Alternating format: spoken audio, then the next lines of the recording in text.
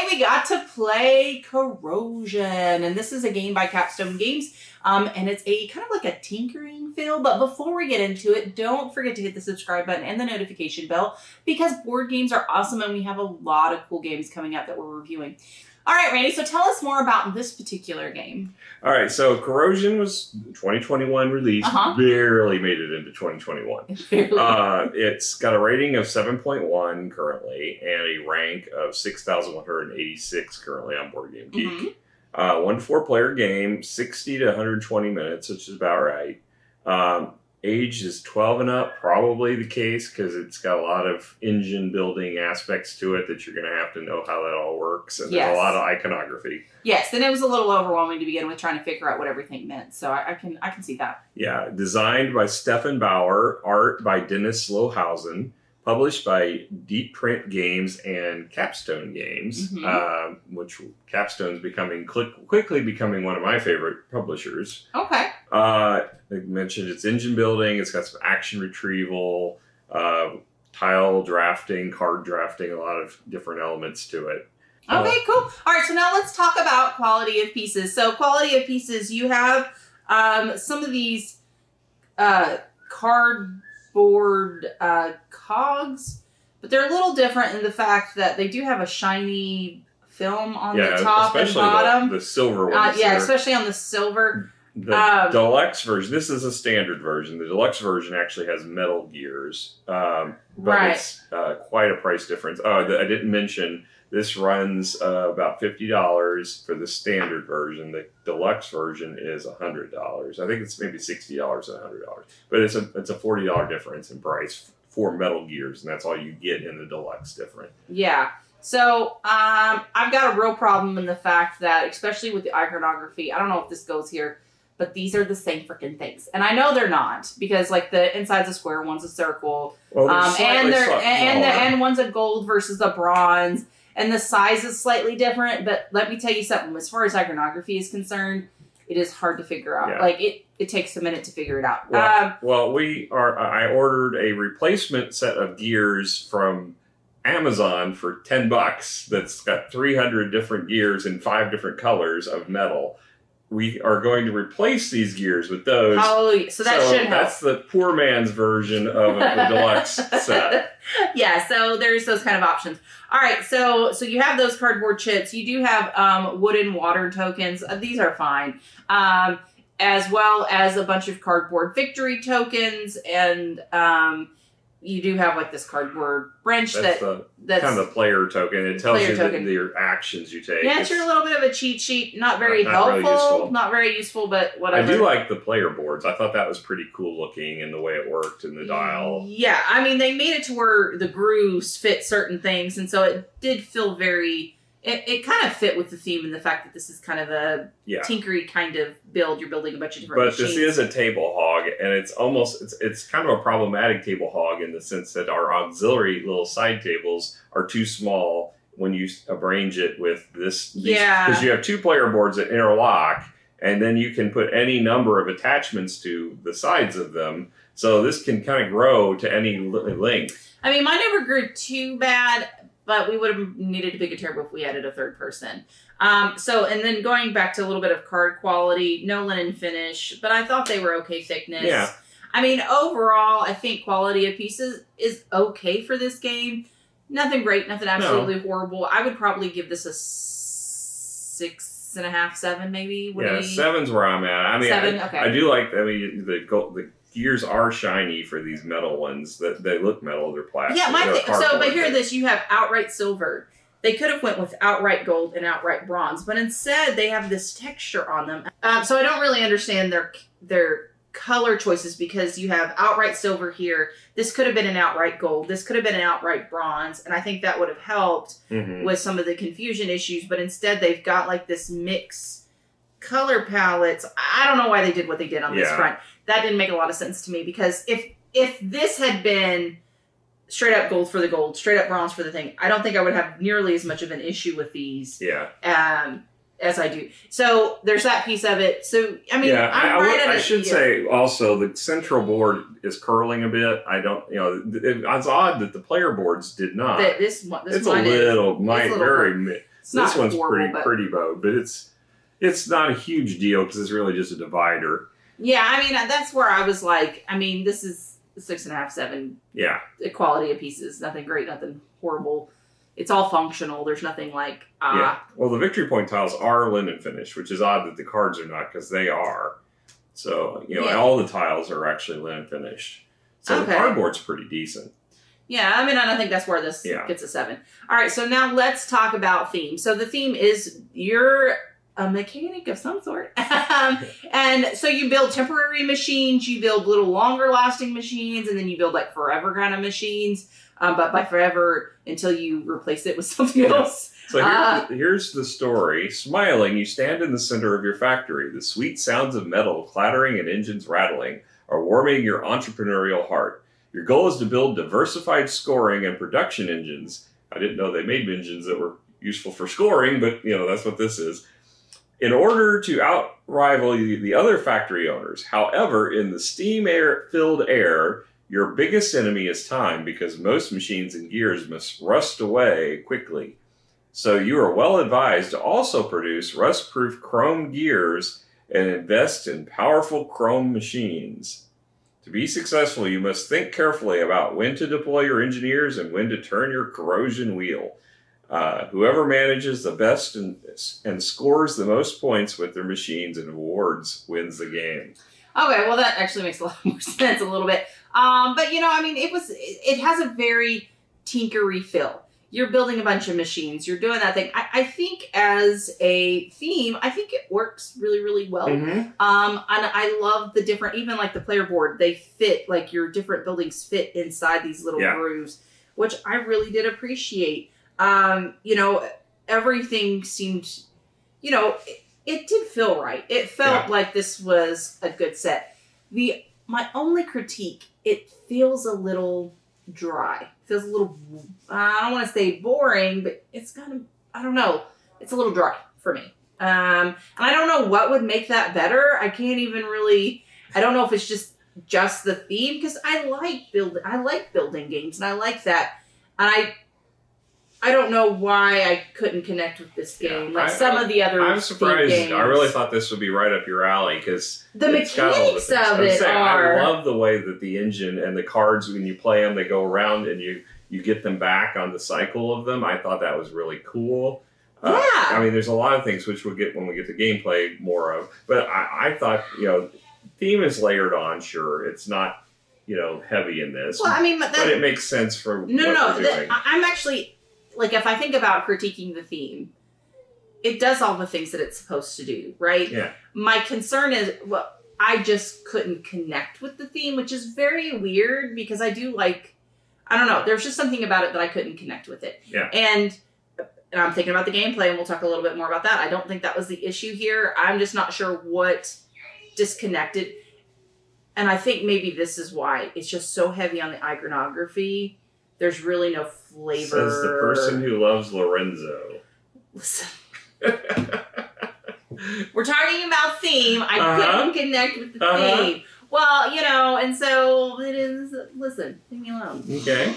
I love Lorenzo. I know you do, but that's because like I mechanics. I've created my own inner story for Lorenzo. Okay, I haven't got to do this yet for this one. Maybe that's why I haven't. Did that. So, in that aspect, I can't say that this is a bad theme. I think they did all the right things. So I'm probably going to give this a 7.5. What are your thoughts on theme? Oh, that's better than I was thinking. I wasn't thinking thematically this is a very strong game. It's kind of layered on, but it does integrate with the gameplay. Well, no, I think they added a lot of little pieces. Like, I think, with the notching, with this.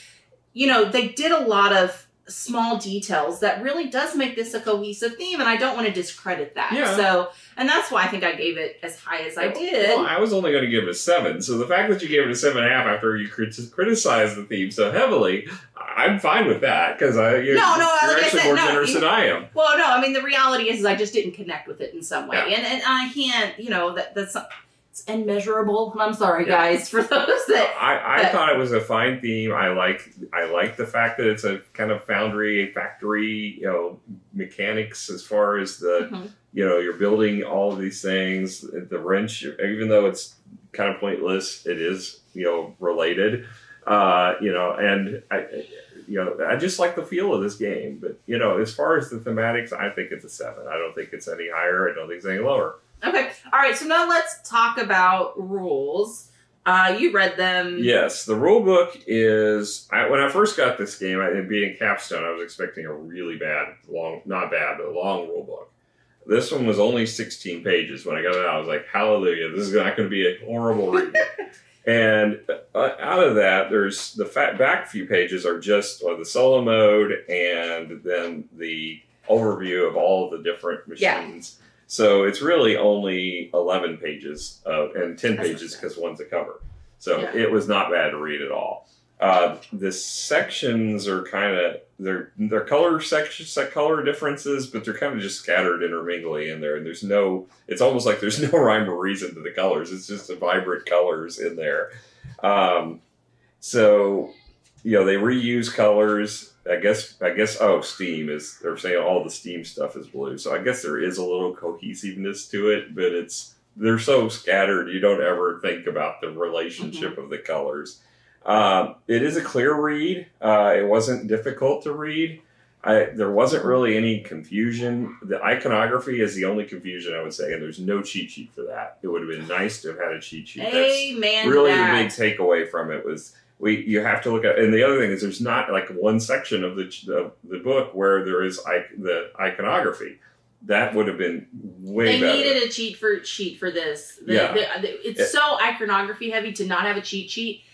That's really a huge fault in my book. I really can't say that enough because, trust me, I love me some iconography, but to not have a cheat sheet. Well, the thing is they did a listing of all the components, like the individual pieces, which was good because if you needed to look up an individual tile. But the icons themselves, they did not explain anywhere in one fell swoop, or you could just look at it. They had like a little section at the beginning saying these are the most common icons, and they had reference for those, but they were ones that were almost too blatantly obvious. There was ones that were way more obscure and that you had to sift through the book to find them. And it was like, just an example that happened to have that. Like the one where you had to burn a card, we didn't know exactly what that meant. But then we looked in there, we knew... Well, I mean, we knew to somehow something. Like we knew, was it a discard? Was it a destroy? Was it... you got to play a card with it, or like I didn't understand what it meant. But the big thing was it meant specifically it had to be one of the cards you acquired. But you would have not known that. But you wouldn't have known that without looking at the definition of that, and the definition of that was in one little example. Because I would have loved to get rid of my stupid little. Yeah. There's a couple cards that I could have left and fine with, but no, I had to get rid of one of the good ones. So there wasn't. It was just hunt and peck for that, and the tiles. The tiles were all about what they did. They weren't about the cost of them.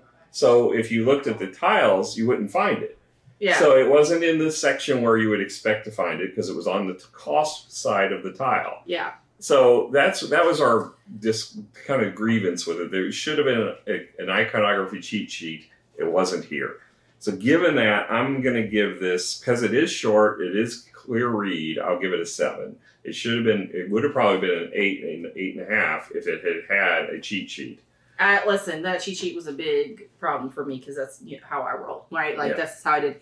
And even then the little stupid. That was useless. Yeah. So for me, that's a huge negative in when I play a game not to have that. And that may, when you're this heavy on iconography, and that may be why I felt so disconnected, is I didn't get that immediate, what does this stuff mean? And so it took me a while to feel the game.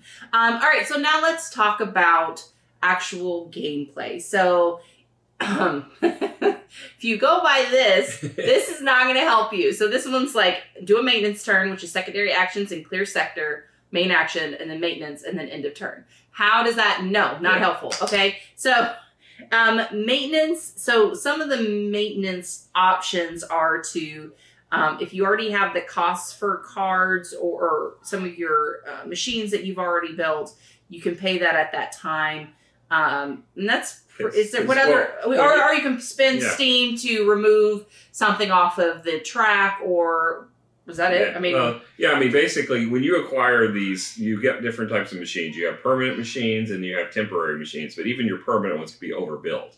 So the machines, there's the permanent ones, and then there's the temporary ones that you get for a round. They all come into play as inactive machines. You have to activate them, and that's one of the free actions. The main free action you can take on a turn is activating the machines. And that costs you typically gears of different kinds. Steam or cards. Sacrificing things. Yeah. So that's really the main crux of what you can do as a free action. There are some other minor ones, like the fact that you can burn a card, but that's only, generally you're only going to burn a card or a tile if you're wanting to buy that or play a card to get that. Yeah, so then now let's talk about some of the main actions. So essentially you have a hand of cards, and so you're going to decide which cards you're going to play. If you'll notice that there are different suits, there are 4 different suits. Plus a wild suit. So the suits are gray, blue, orange, and green. Okay. So each card has a number and an action that it can take.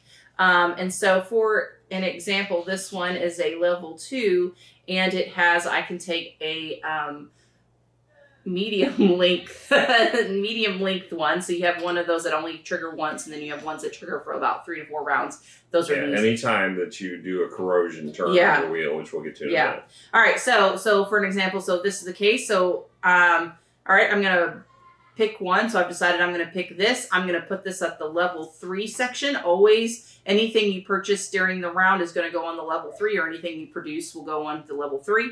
Okay, and then I'm gonna place this on my wheel here on the level 2, because this is a level 2 card. So basically, the higher the number, the less frequent you can do that action, because you have to wait longer for it before you get it to return, and we'll talk about that here in a minute. As an opponent going around the table, I have the option to play a higher number of that suit to take the action that she played. I ignore the icon on the card that I play. I'm just using it on her turn to basically cannibalize on the action. Yeah, but we rarely did that because there's a reason. Most of the time, your higher numbers are better actions. So typically, you don't want to. Well, I think that we used it like 2 or 3 times. You used it, and I think I should have used it a few times, just because, first of all, it gives you more opportunity to take actions. Now, the trade-off is you have less cards, and you're using a high number card that takes a while to get back. Well, but I had a tile that reduced the number that I had to put it on by 1. So if I had a 3, I could put it on a 2. Right. So in that case, So in that case, you're burning them and then you get them back. So I probably should have taken advantage of it more. But I thought, I always wanted to use the actions of what I had. But there's a few times I probably said, well, shoot, I should have done what you did. And I didn't do it. Well, and that's what I was thinking. I was like, okay, well, but yeah, I'm playing my cards quicker. But, I was okay with that because I was like, well, I needed the thing. So why not? Mm-hmm. I could have waited a turn, but every time you turn, it takes time to get your cards back. So it's just kind of, I used them, and I feel like I could have used them a little bit more, but I never had the right suit. You could always play something. I'm like, oh, I want to do that. And I'm going to be like, I have a 4, but it's the wrong color, so I got annoyed with that. And when we talk about the suits, the base suits that you get a starter hand of cards, and the starter hand of cards are only in the orange, blue, and green variety. There's no grays in the starter. You have to acquire. One of the things, there's 24 cards in the central deck that you can acquire during the course of the game. That's where you'll find wilds. That's where you'll find grays. That's where you'll find high numbers in the suits that you have. And the wilds, right? Yeah. Except for gray. And the wilds are really, mostly the high number wilds anyway, only allow you to cannibalize on other players' turns. You can't use them because they have no action on them. Yeah, but they were still nice to have. Yeah. All right, so let's talk about some of the card actions that you have while you play. So, we already did one, right, which is these, per every round, or every time you move your dial, you get this benefit until basically 4 rounds. And then on the 4th round, it gets destroyed due to the corrosive meter. Now, there are some ways to kind of trick that. Like I had an action that lets me trigger them again. I had another card that said, oh, you get to pick 2 and trigger them again. So I got to use them more than 4 times. So I built a lot of those. There's also cards and tiles that let you redistribute your tiles, which That was really cool because you could move those temporary ones further along so that you get them live longer. So then you have the one-time use machines. So these were pretty simple. So you ended up buying them. You paid the cost. You flipped them over. Basically, in 4 rounds, you were able to trigger its ability. But you do have 4 rounds to build it as well. Because some of them, like there was 2 that I was really close not being able to build in time. So just kind of keeping that in mind, you might grab. So the first ones we were discussing actually come into play active. You don't have to build them. Whereas all the other ones you do have to build. So we already talked about the action about gaining other cards. So there's a particular action that allows you to gain other cards. And then there's another final action to take the long-term machine blueprints that you'll end up building. And you can take one of those free actions to eventually build them. Also, some of the other actions will consist of getting resources. Now, there's essentially, I would say, 4 resources in the game. You have the bronze cogs, you have the gold cogs, and then you have the what they call platinum cogs or silver cogs. But then you also have steam. So as you use steam, they cool, the water goes into the cooling tank, and then you use actions to heat up the water back up. There's a few actions that allow you to get more water down below, so you can have basically more energy to kind of work with throughout the system, but it's not heavy. There were a lot of times I had too much steam, but then there were times that I didn't have enough steam. So you kind of have to kind of gauge the flow in the game there for those. And so after you complete that, then you're end of turn. So now there isn't a, so if you ran out of cards or you don't like any of the cards that you have, you can move your corrosive dial. So what does that look like? So as you move your corrosive dial, the X moves, or the number 4 moves. So when it goes into when an X moves into a space, we'll go to this one actually here because it kind of shows better. All right, so we're going to go into here. So number 4. So I'm going to pick up my card back. I'm going to destroy any cogs that had not been used, which makes you very sad, okay? Because these are very hard to come by. Did you ever have to do that? I never did. I always made sure they were all used. I never had to do that, but I'm just saying if you did. Well, I got close once. I ended up not choosing, because I had an option to, go around twice. I chose not to go around the second time because... Yeah, because it would have burned them. It would have burned them. All right, so then as well, so now before this is destroyed, I do get to trigger it again, so I get a steam up, so I can move one of these things here. But then it's destroyed. But then I'm going to go around. Oh, look, I have another cog, so I can do this. I can spin a steam, spin one of these, and now I get a platinum. So I can finish up all those standard cogs. Now, if I had a one-time ability on this area, or the one-time building, that would also trigger. Okay, and then any of your permanent built machines, if they trigger based upon a turn of the dial, then they would fire too. Yes, correct. So some of them have them, some of them don't. So just depending on that. And before you build any of these machines, you've got on the board 4 different actions that occur when the X comes down to the bottom space again. So just kind of keeping that in mind. So it's not a complete loss if you haven't built that first 4 rounds, because I didn't. In fact, I waited till I got all 4 of it to get the 1 income, and then I started overlaying. You can hold 1 in reserve, but you've got any other ones you have to play into the spaces, and they have 3 different shapes, which I thought was really an interesting aspect of the game. Yeah, I thought that was cool. So it's like you had to choose. It's like, well, I want that building. Oh, but I don't want to build on top of the one I have. So, there was some kind of play there, which I kind of appreciated. All right, so that's pretty much the components of the game. The game ends when so there are 2 different kinds of victory points. You have white victory points and green victory points. When the white victory points get to the last 3, correct? Then when both that and these bonus tiles get to 3. Yes, you let me have 4 of those this game. I greatly appreciate it. No, I didn't let you. Hey, you didn't take the opportunity. I did. All right, so when these run out, that triggers an end game as well as getting those bonus tiles. So that's what that looks like. I think that's pretty much it. The other thing we did when we were talking about the bonuses you get from your board, they're all optional except for burning and 1 off the clock. So you have to take 1 of the victory points for the timer every time your X rotates around, and you can't. So no matter what, the game will eventually end. Yes. Hallelujah. Yeah. Sometimes some games, but I don't think that was the case with this one. I think this was fine. I don't think it overstayed as well. Yeah, no. I think this one was okay. The timing for this was actually fine. All right, so let's talk about things I liked, things I didn't like. So the things that I kind of liked, I like to build things and have them stay. No, because the corrosion gets to him. Now, I wish I would have connected it earlier that the corrosion was what was destroying my machines, because I was like, but I'm building something, why don't it stay forever? And so it's really hard. I was like, well, why waste resources on building stuff temporarily? But I was like, no, I need, you have to get over that and be like, all right, I need to build these because I need resources, and this is the fastest way to get resources, even if it's only a temporary resource build. So in that instance, I had to kind of get over that.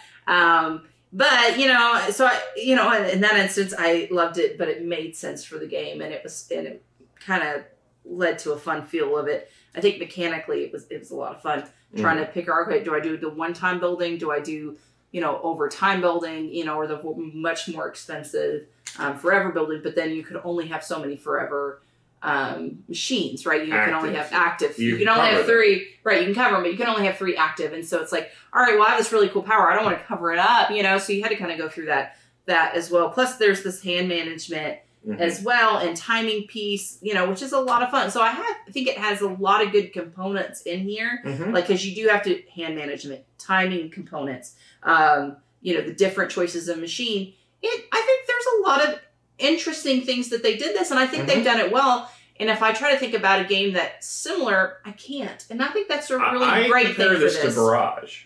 I haven't. That's the one. Oh, is that the water? The water, and you have the spiral that you get things back, resources back. But this feels very different. It does feel different, but that's the closest I could come up with it, because that's how the mechanics of the dial work. Right, but even then, you said that's the closest you could get to it. So this I feel like is its own separate game, which in a game, in a market where it's kind of flooded, that's actually kind of really good. So I think they did well on that front for originality, I guess you could say.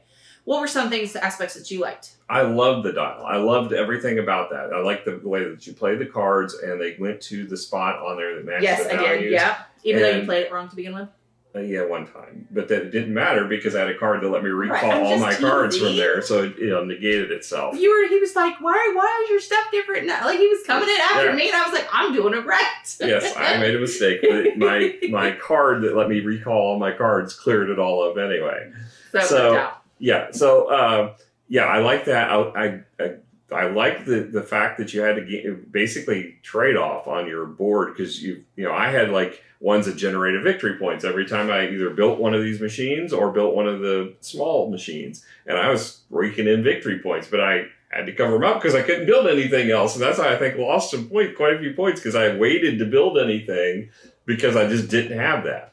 And I kept finding myself running out of different resources, which I thought was really interesting, because I started out, I was like, I don't have any. I get tons of silver or whatever, these big metal gears, but I couldn't get the small gears. And I thought, well, I was focused on getting the big ones, so then I had to focus on getting things to get the small ones. And when I did that, I ran out of the big ones. So it was like nothing. I couldn't keep one thing in stock. Right. Well, I mean, exactly. Well, I had a lot of problems with the smaller gears. The big one. Now, towards the end, the silver were getting a little, like, I had to think and be like, oh, I have to build a building, give me 2 silver in about 2 rounds, so this works out, So I had to start thinking about the silver towards the end of the game, being like, all right, listen, I want to need some silver.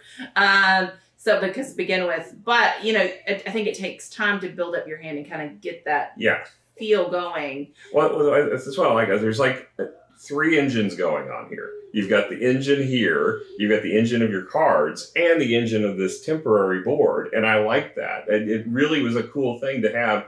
I got to manage all 3 of these engines at the same time and get them to work well together. So I really enjoyed this game. I thought, when you said it was dry, I was like, oh, because I really enjoyed this game. I do think it's a little dry. But, but what's sad is, though, mechanically, it's spot on. So, and maybe another playthrough where I'm not learning the game, maybe that will help a little bit. My only complaint about the game is I don't know what table this is even practical for. I can't think of a good table that this would be the right size for with 4 players. Because, I was on the auxiliary table and I had no space because it was going off the side. You were on the main table and the only person at the main table. And I mean, yeah, we had some dead space we could have used over there. Well, we could have shifted it here. Yeah, so but then you're reaching across this massive table to get to your pieces. Right, well, and you can't see anything. And, you know, I had problems seeing the top layer anyway. That would be the problem on the pool table, is if we played it down there, you know, the pieces would be in the middle and you could have room to build your things, but you would have to stand up and reach across the table anytime you wanted to get something. Yeah, so it's like, it sprawls. This is a huge sprawl game. And I just can't imagine the table that this would be designed to play on. I'm thinking of Gen Con, the long tables. And no, what about the ones that have the upper and lower? So this could be in the upper and then yours could be on the lower?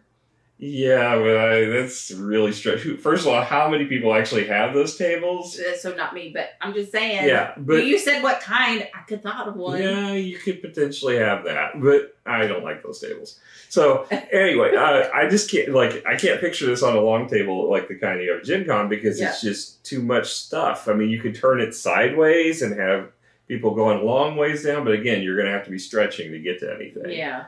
So there's just so many bits in this game, and it takes a long time to get it out and set it up and put it up because there's just so many things you have to separate. Lots of baggies.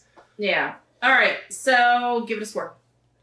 As much as I really love the mechanics of this game and it's so unique, I'm going to give it an 8. I really enjoyed it. Okay.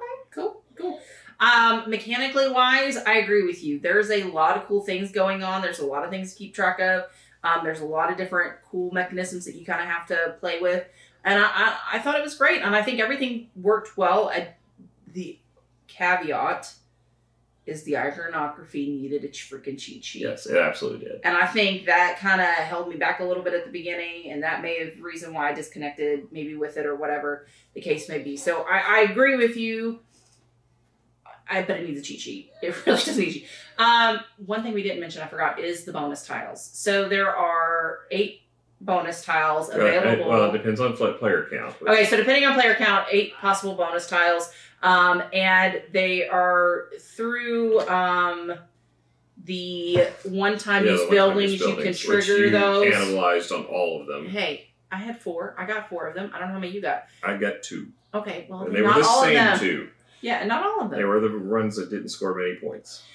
No, exactly. So anyway, so you get it. So it gets triggered by this, and it's just end of game victory points based on certain things. And if you're the first one to get a certain one, you get then a bonus that gets because it adds a stopwatch. I like the way they did that. They did a little chain around chained to the victory point, and then they put an auxiliary token that was the watch. That was pretty cool. That was actually really cool. That way the things kind of mix up every time, so you're not getting the same bonus with that certain card. So I like that. I appreciated that piece too.